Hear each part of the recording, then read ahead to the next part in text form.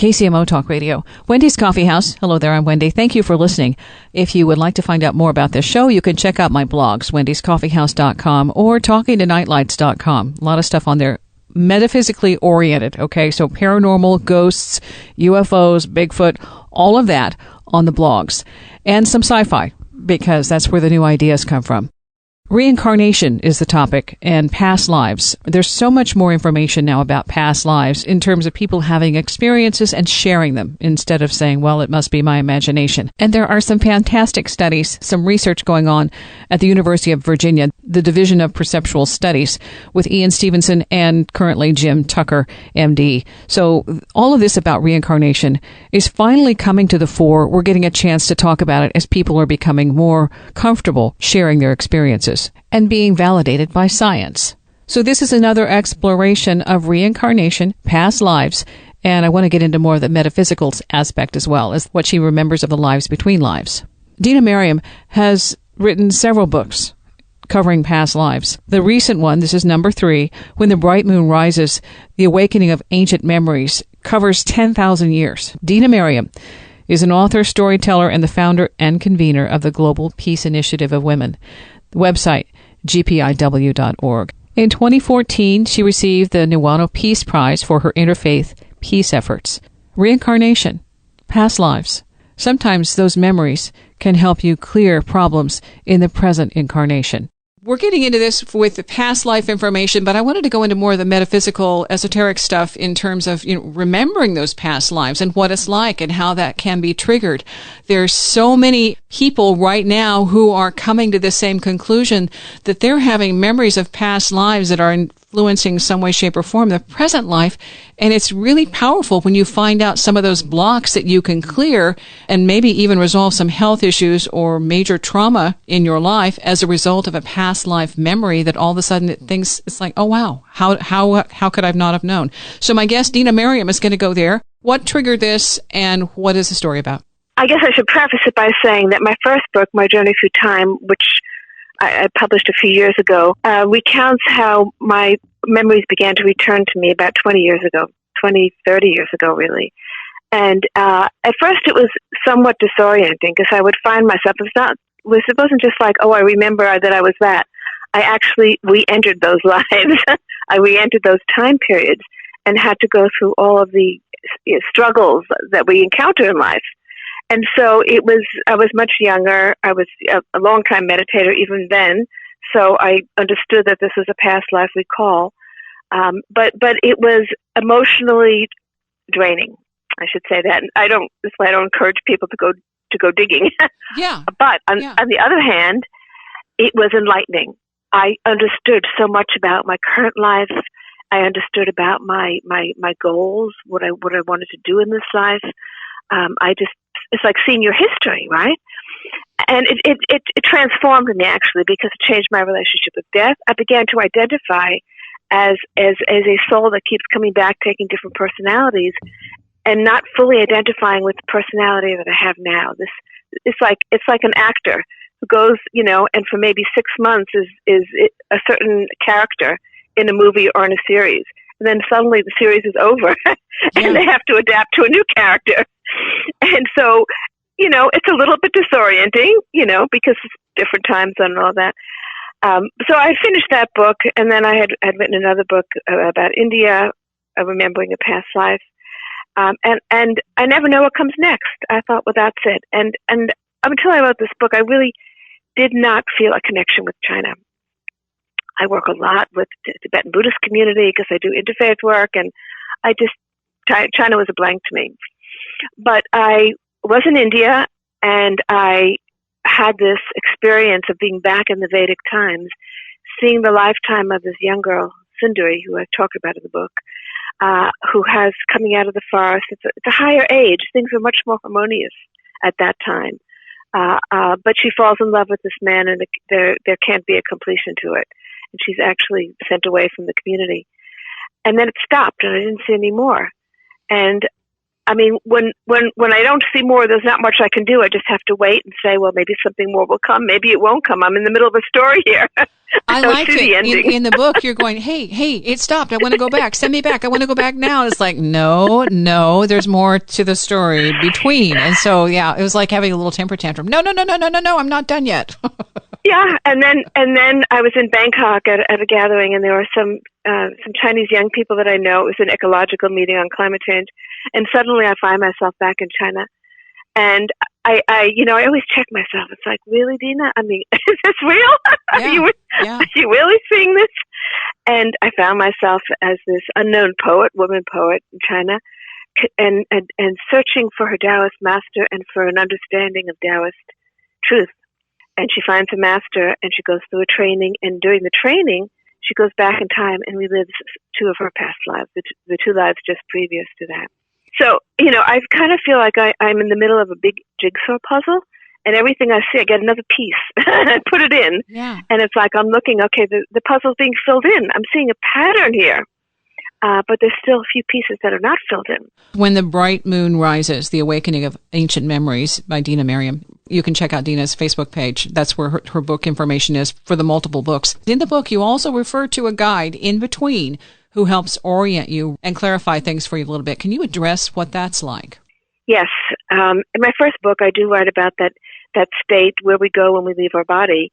And one can look at it as in-between lives, or one could look at our lives on Earth as the in-between lives, because we can stay in that space for a few hundred years. I mean, that in fact is more of our home than this world is. There is a being there, and I have another book coming out where I talk about my life on Earth with that being called Satya, who I have a very powerful relationship with, who helps me understand where the karmic pieces. All of my books are a study in the law of cause and effect. That's always been an interest of mine. How does this law work, cause and effect? How does something that we did thousands of years ago impact us today? How does that work? And the more you delve into this law of cause and effect, the more complex and magnificent it becomes. It's mind-boggling, actually. It's like this vast mandala where everything is connected to everything else. And it's true that, people tend to think of looking at their life, this is just my previous life that is impacting it. But there are things in your life that could have been related to what happened 10,000 years ago. It's like there are so many different lives, so many different experiences that you've had in the past that are impacting, that are shaping your life today. And the more we can connect to those experiences, even if we don't see the details, the more we can understand the universe and the loving way in which the universe gives us opportunities to fulfill things that have been left unfulfilled. And so the message that I'm always left with when I delve into this is the amount of love that's emitted from the universe to help each one of us and take the next step forward. I want to go back to the time that you write about at the very beginning in this book. You talk about mantras, and you talk about the communication that they had being basically telepathic. That's an interesting way of connecting, communicating, and from what we have read or what we've learned from other indigenous cultures, it isn't that uncommon. And, the stuff that we do now, language is actually a little bit less honest, a lot more complex. And so I wanted you to address that initial beginning, because you pass a lot of wisdom on through the characters in this book. So we're going to take a quick break again. This is one of several books. Okay. When the Bright Moon Rises, The Awakening of Ancient Memories, my guest, Dena Merriam. Books available on Amazon. Connect with her on Facebook or on her website, gpiw.org. Wendy's Coffee House, KCMO Talk Radio. Wendy's Coffee House. My guest, Dena Merriam. And the book, When the Bright Moon Rises, The Awakening of Ancient Memories. But we're really going into more than that, into reincarnation, in the in-between realm of what you're doing between lives, and how, when this gets triggered, it might change your present-day relationship. The beginning of this book, that she deals with old school, basically telepathy. And can you explain how that came to you? I've long had an interest in, according to the Eastern understanding of time, things move in cycles, and that what we call prehistory was actually in higher age. Writing wasn't needed because the mind, there was no need to write because people retained memory. mean, for millennia, the Vedas were recited, passed down without anything being written, and yet they survived for centuries with no books. So it's because of people held it in their memory, even though there were thousands and thousands of hymns as part of this compilation. But people, so just as writing was a later coming in human history, and showed a decline of our memory capability. So we had to start to write them down to remember them, because the mind no longer could contain it all. In the same way, language was used, understood to be a powerful tool to activate vibrations. It could create, it could destroy, and the higher way of communicating was through the exchange of mental images. And even now, I mean, the great masters, great yogis, can communicate mentally. And in the celestial worlds, whether we call them other dimensions or celestial worlds, a lot of communication is that way through the exchange of thought.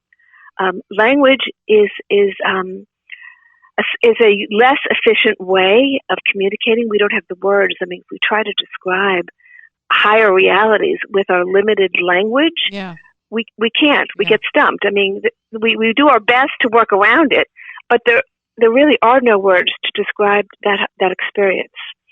And yet we can experience it, and we can know what it is, and you can transfer that experience.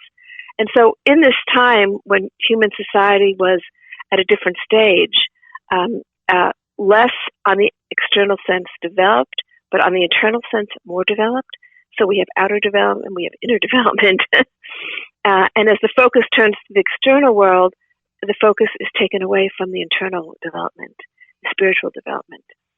So at this time, when the book opens, it's in this higher stage, about 8,000 years BCE, when there's much less development in the external world. There's still just small communities living by rivers, but their spiritual abilities are heightened. They can not only communicate. There were no wars. There were no weapons. There was no greed, not accumulation. People lived in harmony with whatever they had was enough, and there wasn't this sense of wanting more, of taking more from the earth. There was an understanding that the earth gives you what you need and provides for your needs, but there was no desire for more than what one's needs were. And that developed over time, this sense of I want more, and I need to conquer and I need to dominate, and everything that came after that. So this gives a sense of what it was like in that higher time period, and that's where the story begins. And that's in China? Well, the story begins in India, okay. But in China at the same time, a similar civilization. China and India are very ancient civilizations, and the interesting thing is we still have, in the collective memory, we have records of those times. So while the Vedas and the Rishis and the Saraswati civilization was taking place in India, you had a comparable thing in in China, around the Yellow River, the Yangtze and the Yellow River civilizations that were very similar. And so this book is an attempt to really harmonize the wisdom of the Rishis and the wisdom of the Taoist sages. I heard another interview, and you were saying that the Tao was very attractive, and you felt drawn to that. The more you read about it, the more you connected to it. And I can understand that. I value those teachings. Did it feel familiar, or was it a brand new awareness?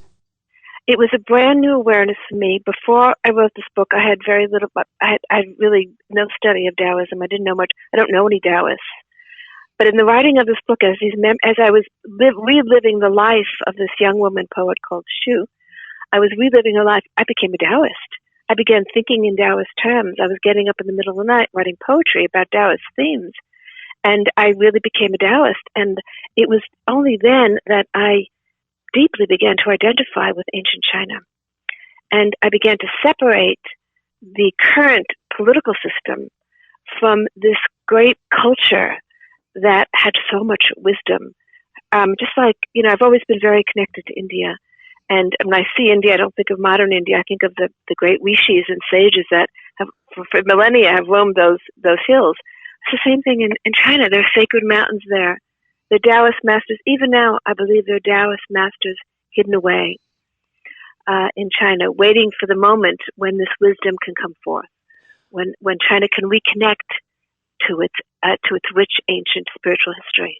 I agree. And I do think that some things have come forward. I have been reading recently. I'm thinking, why am I drawn to the interview with you? And then when the China information comes up, I think, aha, because I've been reading China's Major Mysteries. Something was mentioned by Ingo Swann about how they valued their abilities, whether it's extrasensory or whether it's belief in other beings, such as, UFOs and Bigfoot, Sasquatch, the unexplained. All those things go hand in hand with our higher abilities, which has to do with telepathy and also the ability to, some people use it for martial arts, but Qigong, which is a health practice to help you increase your energy and in many ways also improve your health on multiple levels, not just physical, but your spiritual abilities as well. And so when I read and then followed up with an interview about your discovery of that and being drawn to visit China, except for COVID-19.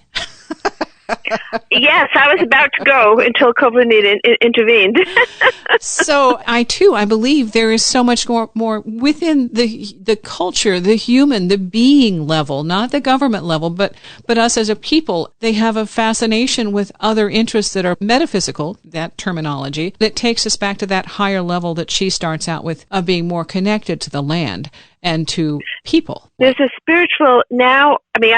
Because of my interest in China, I've developed a network of people there, a small network, quiet network. And there is definitely a spiritual awakening going on in China, akin to what was happening in our country a few decades ago. It's not reached the proportion that we have here in the U.S., but there's a lot of growing interest, especially among young people who've been into technology and are kind of fed up with the stress of modern life, and going to Buddhist monasteries, learning meditation. So there's definitely an interest in meditation, in yoga, in astrology, in connecting with other worlds. But it's kept rather quiet, and one has to kind of move surreptitiously through the networks to see it. And that's a little similarity with this here as well. On some level it's like, okay, we're open, and yet no, we're not. Exactly. And we've opened up a lot in the last decade in this country. Previously, we had to sort of be in the closet, Yeah. Well, and it's right now, all of a sudden, since the government is saying there are UFOs, well, then the mainstream public is saying, oh, yeah, there are UFOs. And there are people who have been having experience for 40 and 50 and 60 and 70 years. Oh, yeah. Saying, it's ridiculous to deny it, Yeah, it's like, okay, yeah, glad you guys are finally on board. Yeah. So that part of it, though, is what we're learning right now, is that we have a lot of things that connect us. And I want to go back into the past life experiences. Once you found these past life connections, was it smoother sailing? It was much smoother sailing, actually, because in a number of my lives, and I think this is probably not so uncommon, I struggled with finding my voice as a woman. And for many lives, that was an issue for me, feeling that I had a voice and having the self-confidence to come out. And in this life, at the beginning of my life, it was also a bit of a struggle, but eventually I ended up founding the Global Peace Initiative. Women traveled around the world, really one of the only women doing this kind of interfaith work, because there were no women doing it. And I thought, wow, that's crazy, we need to have a voice. And so I've been able to overcome in my current life, but until I saw it, it didn't make sense to me. I kept saying to myself, "Why am I doing this work?" I didn't really make sense to me until I saw the struggles that I had in finding my own voice over a number of lifetimes. Even as I describe in this book, as this unknown poet married to quite a well-known and well-received poet, women did not have an easy time, making a statement or assuming a leadership role. And even in the first part of the book, when I talk about the women sages and the women rishis, they're pretty much forgotten. Most of the teachers that have come down to us have been male. but the women were there, but they've just been erased. Okay, hold on. We're going to take a quick break again. When the Bright Moon Rises, The Awakening of Ancient Memories. My guest is Dena Merriam. You can find her on Facebook. You can also go to the website, gpiw.org. Okay, this is gpiw.org, and this is the Global Peace Initiative of Women. Wendy's Coffee House. My guest, Dena Merriam, and the book is When the Bright Moon Rises. We're talking reincarnation, and this story also includes being aware of the in-between lives, the in-between awareness of knowing I'm going to go back into a lifetime. How many years can you go back? How many memories can you have of past lifetimes? There's no answer to that, but this one happened to be 10,000 years. Okay, you mentioned finding your voice through this past life memory, and I wanted to also throw in O.T. Bonnet. If you're familiar with any of the stuff that they do with Ozark Mountain Publishing, he was a doctor with some radical ways of thinking in terms of believing that hypnotherapy could help you recover some information that would help you healing. And some of the things that he discovered were there were some past life issues. If he could clear those or bring those to the fore in awareness, then people could recover because the issue was actually a past life a block that had remained there, an illness from a past life that was causing a current problem. So I wanted to get back into that with you in, saying that it helped you find your voice, the Global Peace Initiative. What were you able to do with that? As soon as I really came to understand this, I decided that I wasn't going to, there was nothing that I wouldn't do. I mean, I was cautioned not to publish my first book under my name, because I recount 7 past lives in that book, and I trace it back, sequentially. And people said to me, Dena, you're a name in the interfaith world. Don't put your name to this.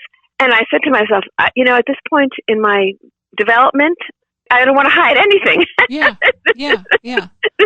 If I can't speak my truth, then I might as well go into a cave somewhere, Yes. It's about speaking your truth.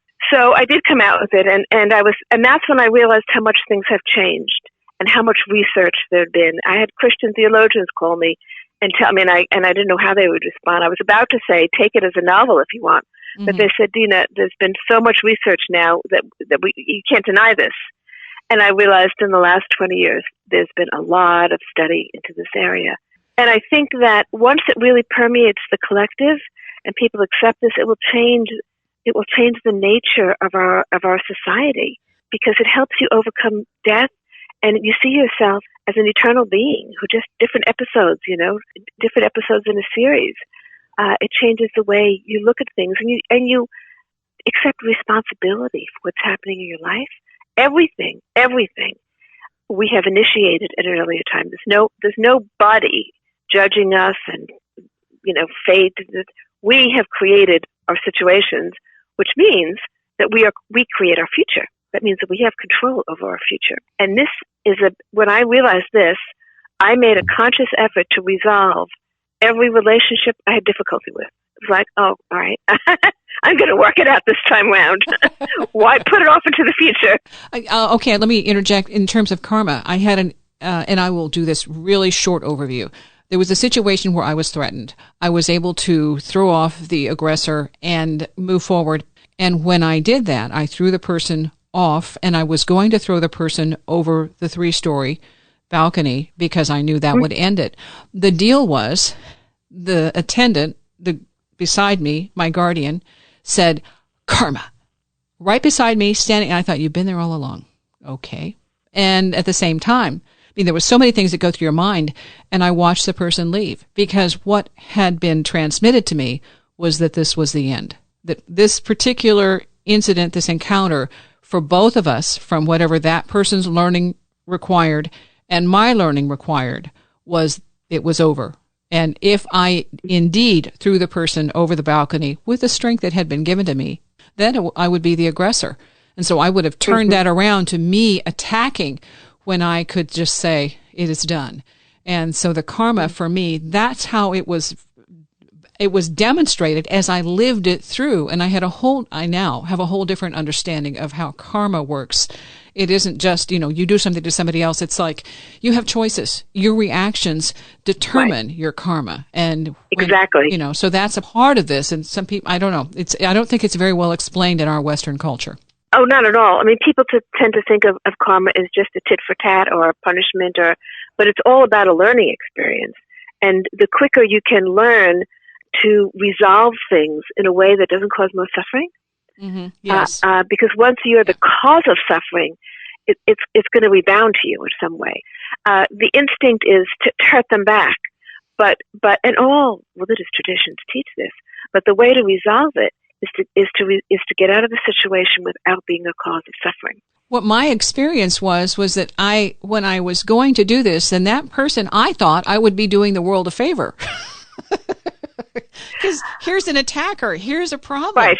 I wasn't able to see the problem from the source to see what the actual issue was. So it wasn't my call to determine whether this person checked out at that time. And so that was like, oh my gosh, wow, light bulb. And well, so, that's actually a beautiful example, because that person's karma will take care of him. He initiated an aggressive act. That act will come back to him in some way, but you don't have to be the cause of it. All you have to do is protect yourself and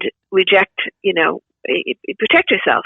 So that's a beautiful example how you were protected in that way from not initiate anything further. You were able to end it and not create something that would need to be dealt with in the future. I was able to see also that there may have been a change as a result of our interaction that could have changed his trajectory as well. And by me doing something, I could have ruined that. I could have, instead of allowing that there might have been some good coming from that, whether it's in this lifetime or further down.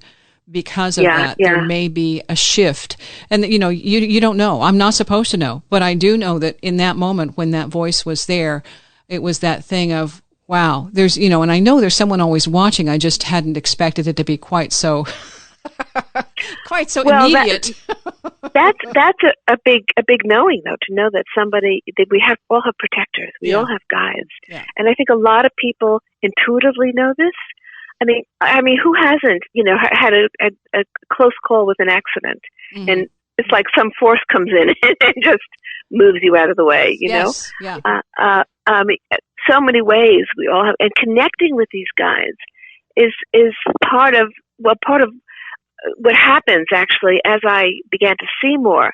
So the Satya that I mentioned, as I wrote about him and felt his presence, it never got broken again. I mean, he's a continual presence with me, and this whole experience has completely changed my understanding of time. 1,000 years. What's 1,000 years? It's like a blink of an eye, and also of space, because these dimensions where these beings reside, these subtler dimensions of light, are right here, right now. We just can't see them because our eyes are not designed in such a way, but we can see them with the spiritual eye. We can intuitively know that they're there. When your awareness, like right now, it has expanded and you're saying you're working on this next book, are you going to bring that character, that connection into the fore with the next book? Oh, yes. He's very much so. Okay. Yeah, very much so. Okay. Yeah. Okay. All right. Now we'll go ahead and take a break here, but I want to come back and say I want more questions about him. All right. So okay, so cliffhanger, and my guest, again, this is the latest book, When the Bright Moon Rises, The Awakening of Ancient Memories, and it covers a big time period, 10,000 years for this? Yeah, for them to about reconnect? 10,000 years. Okay. Yeah. Okay, well, so it's not a short story. But it's written in novel form, okay? So you get caught up in the characters, and that's part of it. But I also want to say it's based on your own memories, your personal memories, and that's what more people are connecting to. We're going to come back and talk more about this character who's the in-between consultant and spirit guide. All right? I'm just putting it that way for right now. Wendy's Coffee House, yep. KCMO Talk Radio.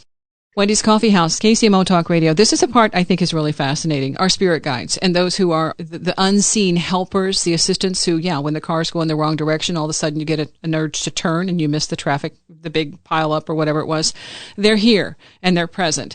And so you said this guy who appears, this helper who appears in your book, When the Bright Moon Rises, is going to be a very big part of this next book. So I want to know about him, because is he 24/7? Is it something that is a romantic relationship? It was. I mean, I had known since I first wrote about him, and he's in the last part of my first book, that I had shared a life with him on Earth, but it was a long time ago. But I couldn't remember it. I just knew. I knew that I had shared a life with him, that we had a connection from being together on Earth, but that he no longer reincarnated down here, and I keep coming back. So,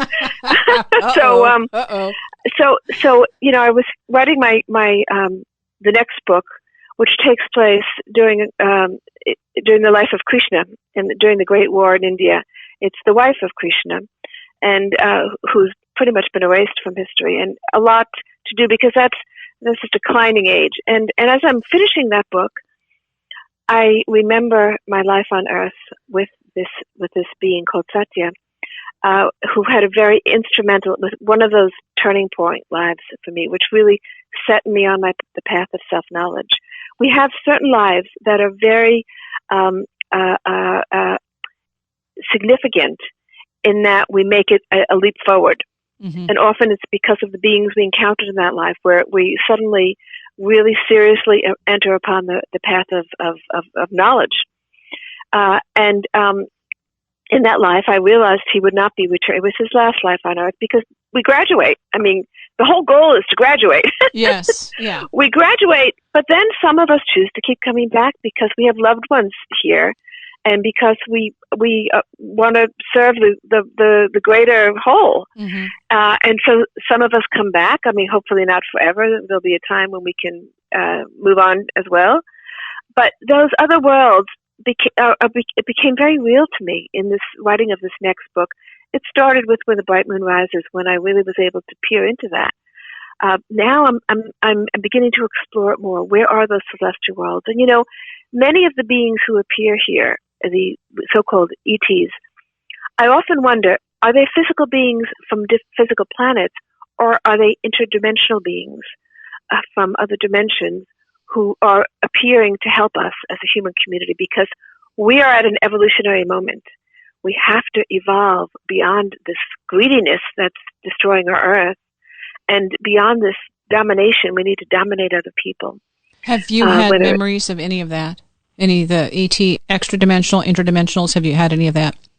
I have had experiences with some of the interdimensional, and I still don't know the answer. I think some of them may be from faraway planets, mm-hmm. but they must be highly evolved if they can have the technology to cross spans of time, mm-hmm. whether they dematerialize and then materialize again. They may be in the higher arc in their planet's evolution, or they may be, we in all our history, we have histories of devas. You might call them angels, right? Yeah. I talk about the moon goddess a lot in The Bright Moon Rises. The moon goddess is very important in Chinese history, and she's a very important part of Chinese culture. What does that mean? Who is this moon goddess? Is she an interdimensional being? Does she come from another place? I mean, she was a beautiful, benevolent, high being, but I haven't yet come to understand. And that's the rational mind of mine wanting to understand it, not just experience it, but understand it. They're most of the beings that I have seen are benevolent.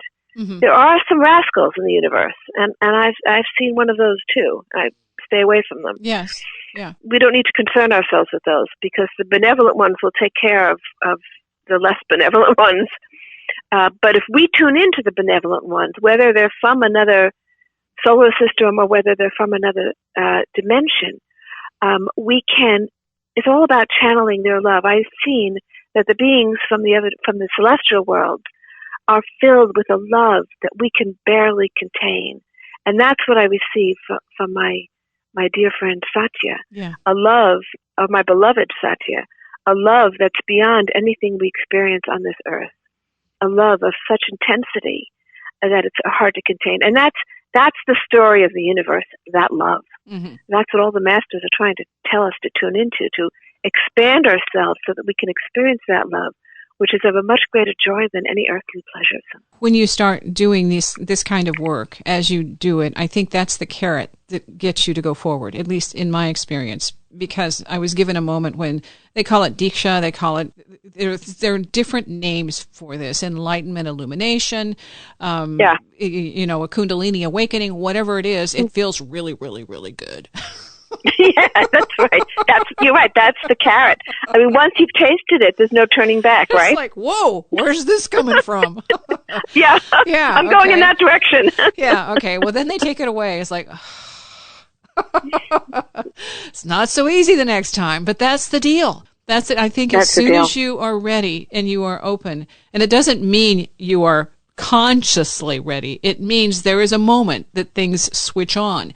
And when that happens, then all bets are off in terms of what your goals are and your life challenges. That's like, nah. Exactly. It changes everything. Yeah. And then all you want to do is be a channel for that love and to help others at least see that exists. That reality is there. Yeah. And it's not about convincing and proving. It's about just saying, hey, what if? Hey, look, check this out. And that's what you're doing with your stories and your books, in remembering those past lives and saying, this is where I was at this point, and this is where I am now. And in between, I had a helper, an assistant to remind me, you're still going back again. Yeah. But it won't be long. Yeah, you're going back. Okay, so we're going to find out in the next book how this companion related to you in a physical life and then in the non-physical form. Right. Aha. Okay, well, that's like a cliffhanger. Yeah. I mean, all of my books tie together. I mean, the story is an unending one because all our lives tie together. It's really one long episode. Does that take you away from from the present? I mean, the thing with establishing the global peace initiative of women, that's pretty special and really a huge, I think, feather in your cap, saying that this is something concrete that I was a part of. I think that it's morphed, it's changed over the years. Initially, it was to create a platform for women, and then it was to awaken the memory of these women teachers from the past, these great women rishis and other masters. Every culture has them, but they've been pretty much hidden or erased. And now it's about shifting the consciousness on the planet, because I think that there's a very important role for women to do in this shift. There's something about the divine feminine energy coming forward now to lift up and heal. So everything is now geared toward this shift in consciousness so that we can become we can develop a more dharmic society, a society more in harmony with all aspects of life, that's more caring, sustainable, giving. And so it's that, and that's only going to come about by a shift in consciousness, a change in the heart. It's the heart that has to open. Are you writing more poetry? I am. I thought, you got the bug. Now that I recalled my poet self, she's not gone away. It's like, wow, this is cool. Like, this is my little toolbox, a hidden compartment. Okay, we're going to wrap. Is there anything else you want to add before we close? No, I just want to say that I hope people, at least if you can't have your memories, detailed memories, know that you are an eternal being, and that there's much that lies ahead, and that death is just a change of clothing, really. And there are many good things that await all of us. Well, thank you. I appreciate your writing and your stories, and I know there's so much more that we don't have time to cover right now. Exactly. But the consciousness thing, that's where we're all going, in knowing beyond words how we all add value to this world and this time in our history. So thank you. Thank you, Wendy. Dena Merriam, When the Bright Moon Rises, The Awakening of Ancient Memories. 10,000 years, the span that she remembers from her own personal past lives. A lot of wisdom in there, too, from the ancient cultures of China and India. You can connect with Dena on Facebook, and you can also connect with me on the blogs, Wendy's Coffee House or TalkingToNightlights.com. Thanks for listening.